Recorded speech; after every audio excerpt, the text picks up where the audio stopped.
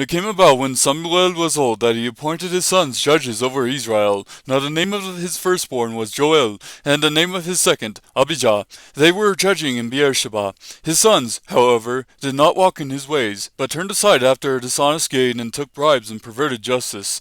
Then all the elders of Israel gathered together and came to Samuel at Ramah, and they said to him, Behold, you have grown old, and your sons do not walk in your ways.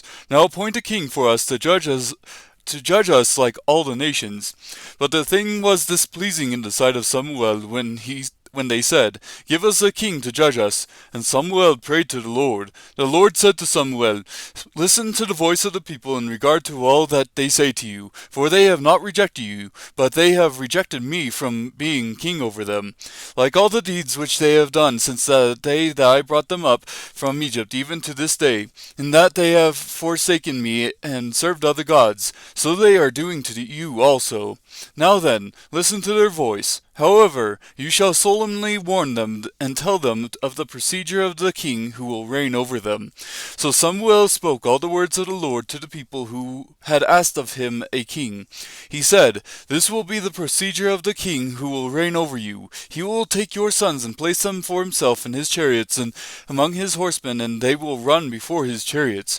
He will appoint for himself commanders of thousands and of fifties, and some to do his plowing and to reap his harvest and to make his weapons of war and an equipment for his chariots.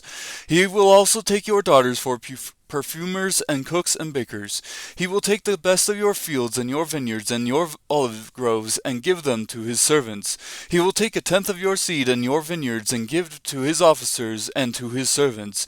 He will also take your male servants and your female servants and your best young men and your donkeys and use them for his work. He will take a tenth of your flocks, and you yourselves will become his servants. Then you will cry out in that day because of your king whom you have chosen for yourselves, but the Lord will not answer you in that day.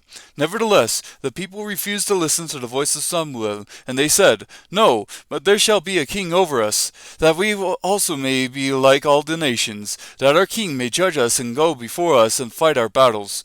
Now after Samuel had heard all the words of the people, he repeated them in the Lord's hearing. The Lord said to Samuel, Listen to their voice and appoint them a king.